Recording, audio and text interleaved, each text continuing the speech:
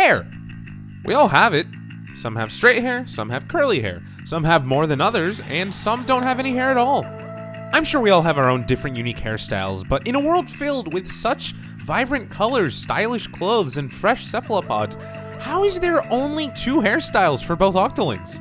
Is something I would have said if it weren't for Splatoon 3 giving the octolings more hairstyles, which kind of really goes to show how long I've had this video sitting on the shelf, waiting for it to be finished. Oops. But man, just look at those brand new hairstyles for the Octoling. They're so cool, and I can't wait for Splatoon 3. But anyways, let's talk about hair. But not human hair. Inkling hair. Or would they be called tentacles? Well, according to the game, these are hairstyles. So from now on, for the rest of the video, let's just refer to this as hair. But how does it work? How do they cut it? What is the science behind Inkling hair? If you were to put your hand on an Inkling's head, would it feel like hair? Or would it just be an inky, bouncy blob? Well, I'm kind of assuming it definitely wouldn't feel like hair. So then what is it made out of? And that's what we're gonna try to figure out for this entire video. So to get started, let's talk about what Inkling hair is. So what exactly is it? I think we can look at it 2 different ways, because either Inkling's hair is just an extension of their tentacles from their squid form when they're in human form, or their hair is made of ink being constantly held together to form hairstyles. Or maybe it's just a combination of both, considering Inklings are ink and squid. And judging by the life cycle of an Inkling, clearly the tentacles are their hair, as seen as how this Inkling's tentacles turn into hair when they grow up and can change into human form. And it seems most Inklings and Octolings have the same amount of limbs in human form as their tentacles when in squid form. Just how Inklings have 10 tentacles in squid form and a total of 10 limbs in human form. Like this one with the base hair with 2 arms, 2 legs, 2 long tentacles, and 4 smaller ones on the back. The same also applies to Octolings, but we'll get more into that later. But it does make me wonder whether Inklings can be born with different hair genes that give them different types of straight, wavy, or curly hair. Or are they all born like this and grow up to have the base hair until they can obtain their own individuality to get different hairstyles? And would the same go for Octolings, considering they are born from a tentacle cut from a host? Do they have base hairstyles? Which actually brings me to the next topic. How do they style and maintain their different hairstyles? Now, how to style hair compared to humans, which have to cut it, use sprays, pomades, gels, curlers, and the likes to give it a certain look? How do Inklings do the same exact thing? Well, something that I find tricky is how a haircut for Inklings and Octolings would be like. I always wondered whether there was some special tool for haircutting in Splatoon, but referencing the only thing I could really find was in the manga, in which Goggles says he'll attempt cutting hair similar to Gloves' new trendy hair. And in another panel, Goggles falls and accidentally drops a hair trimmer, cutting a whole middle chunk of Gloves' hair. Then in another, it gets shot off, and in another, all the tentacles fall off. Essentially, Gloves' hair being cut or falling off is a running gag, but it does give a good reference to how Inkling's hair may work. Whether you consider this canon or not, it is still a reference. But clearly, regular tools are used for cutting tentacle hair, and when a chunk is cut like Gloves', there are visible bald spots on their head, so I assume trimmers are used for getting rid of big chunks, while scissors are used for smaller bits and cutting more accurately. One thing I do want to mention though is that I could have sworn there was a piece of official Nintendo media that had a jellyfish holding up a pair of scissors to an Inkling's hair while they were sitting looking through a catalog of hairstyles. Unless I confused that with something else. Correct me if I'm wrong, but I really do believe there is some kind of art out there that exists. It's probably in the book, but I just can't find it. Would make for good art though. I wonder how long it would take an Inkling with the shaved head to regrow it all, but what style would it grow back in? And to complicate things even further, can pieces of freshly cut tentacles be turned into wigs? I bring this up because, to reference the manga once again, apparently wigs exist. And the only panel that the manga shows is wigs of different variations of longer hair being blown off Inklings with shaved hairstyles. So, how is that possible? Are pieces of tentacle hair being molded and reattached together like clumps of clay to make some kind of wig? If that were the case, I'm sure some hairstyles could be easily turned into wigs by mashing and molding them together, but then there's more complicated hairstyles like whatever this is. Don't think I'll get too much into tentacle wigs, but I'm sure jellyfish would love to wear them considering they're probably bald? It also doesn't seem like Inkling and Octolings require much hairstyling products, except for the spiked haircut, which seems to be a 2000s heavily gelled up hair. But what's the equivalent to a pomade or a gel for Inklings? Is it just their ink? Or some kind of jellyfish gel-y? You get it? Cause it's jelly from a jellyfish? Yeah, okay, probably not. But one thing I also want to bring up is if an Inkling or Octoling cut their hair, do they feel pain? Assuming that their hair are an attachment of their body, does running a sharp pair of scissors and snipping off a chunk of it cause any kind of discomfort? Real octopus feel pain, and their arms essentially have a mind of their own, which is why when they lose it, it could still flail around, but if they do, it just grows back. So during the process of their evolution, did Inklings and Octolings gain the ability to not feel pain when their hair is cut due to being a creature combined with ink? Taking a look at their hair, it doesn't seem that it has much of a mind of its own. Heck, even Inklings don't have a mind of their own. It does seem to look like some of their hair may move when they're idle, but maybe that's just the wind? And most of the time when their hair goes crazy, it's usually when they have their special ready. So since their hair is more ink than tentacle, perhaps it's dead as ours, and there's no discomfort when they get it cut. But anyways, let's get back to hairstyles. In the current Splatoon games, there are a total of 12 hairstyles for Inklings and 4 hairstyles for Octolings. As for Splatoon 3, there are quite a few new hairstyles, but we still don't have clear images of all of them, so maybe I'll cover them in another time. I'm also no hair expert, so let's just take a look at every single hairstyle and figure out how they were cut from the base style to the new style. Starting with Inklings, we have to go with the base hairstyles, the hippie and top knot. Honestly, they seem simple enough. It's the hair they grew up with, so not much need for styling.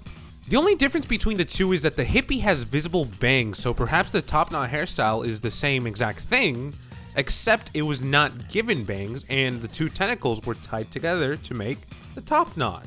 They both also have the qualifications for being squid tentacles hair, as they both consist of 2 longer tentacles and 4 smaller ones at the back.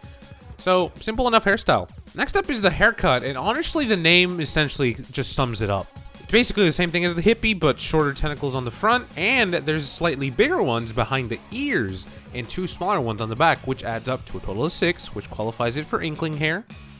The hair was obviously cut shorter from the front, but from the back of that tentacle, it was either cut into 2 pieces so that there could be a stand in the front and behind the ears, or the tentacles behind the ear was taken from the back part of the hippie cut. The next one is my favorite, the slick hairstyle.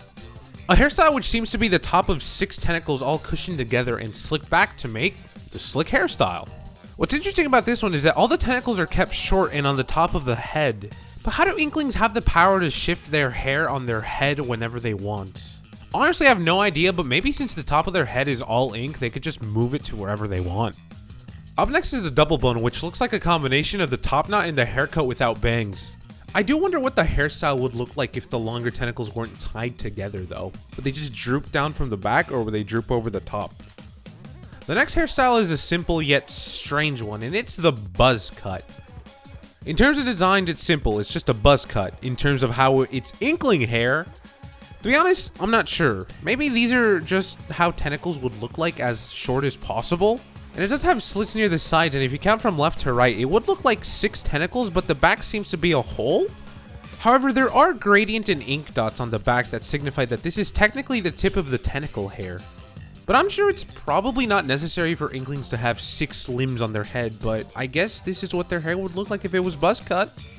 The wave is up next, and once again, it's a simple enough hairstyle. All the hair on one side is cut short to keep the other side long and wavy, with 1 small tentacle behind the ear and 4 smaller ones on the back. This Inkling hairstyle also seems to be the only one with the wavy tentacle.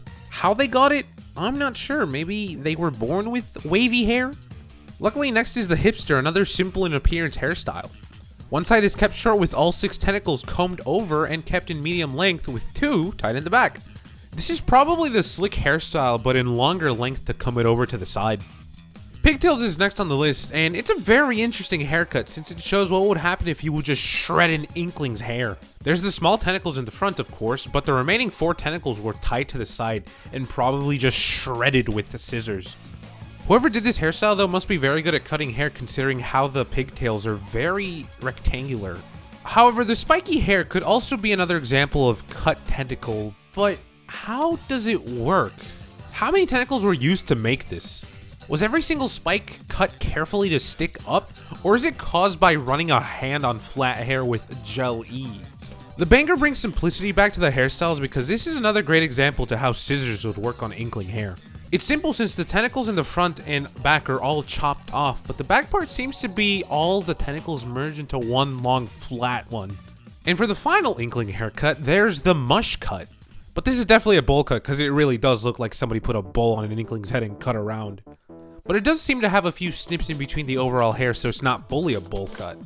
Inkling hairstyles give somewhat of a good example to how they may work, since when their hair is short as possible, it seems that the tip of the tentacle is near the back of the head.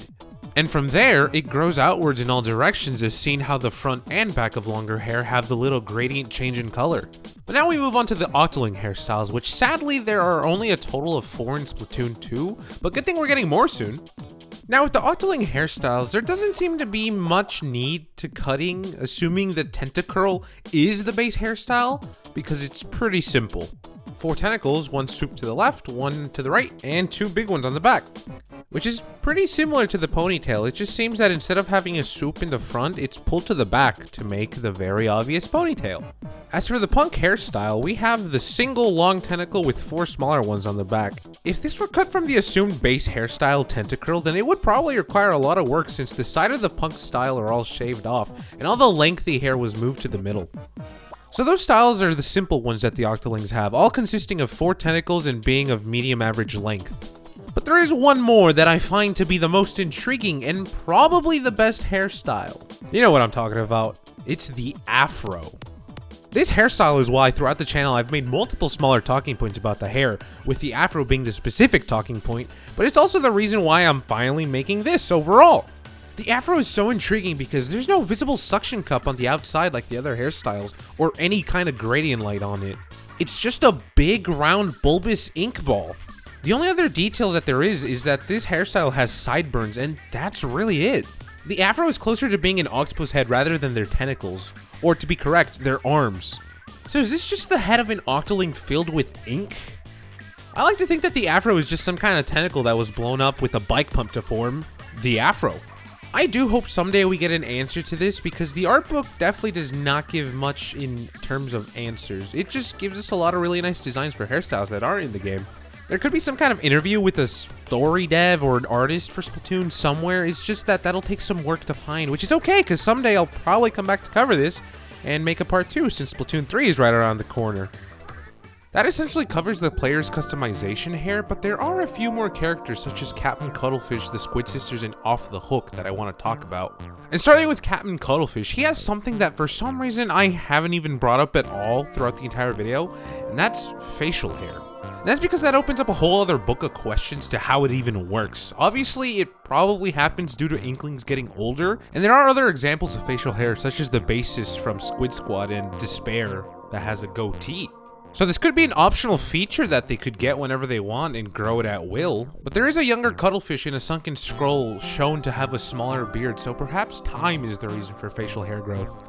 And the same goes for his hair because it seems that most of it is gone from the top except for the 2 tentacles on the back of his head. Guess Inklings are prone to hair loss as well, but it sure takes quite a long time for Inklings to reach the age of Captain Cuttlefish. As for the Squid Sisters, they seem to have simple hairstyles similar to the hippie until you realize they both have insanely long tentacles, and Callie's are even longer considering they're still tied in a bow and reach below her waist. But as for their hair, they seem to have 2 long tentacles, 4 in the back, and what seems to be 2 on the front? The 2 smaller ones on the front don't have the gradient color change unlike all the other ones, so would they even be the top of the tentacle? But to get their hairstyle, I guess all they really had to do was grow it out a lot compared to the hippie cut. As for Off the Hook, their hairstyles are actually quite simple enough. Pearl has a bob hairstyle with 2 big tentacles on both sides and 2 smaller ones on the back. As for how this haircut was achieved, well, her hair is similar to the haircut style, so it could just be the same except the tentacle parts were grown much bigger and longer? And Marina basically has the base hairstyle for an Octoling, so not too much change there other than the left part being slightly shorter than the rest. But does that mean if she did cut a bit of it, did a new Octoling grow from it? Maybe even a new idol for Splatoon 3? Honestly, who knows, but that essentially covers most of the hairstyles for now. I know there's more creatures and hairstyles to talk about, but we'll have to wait until Splatoon 3. There were a few things from the Art of Splatoon book that I didn't talk about, such as Inklings grilling their hair after cutting details into it, but judging by how things look like in Splatoon 3, we're probably gonna have to wait and see about that. And I know I didn't get too in-depth with some hairstyles and topics, such as the mysterious afro, but I really like to see what the comments say, so you should leave a comment down below and tell me what you think. Like I've said multiple times before, I'll probably come back to this, and hey, we'll just have to wait and see, because Splatoon 3 is right around the corner, I hope. But hey, that's all I got. Remember, leave a comment, subscribe, and hit that bell icon for more. But have a good one. Goodbye.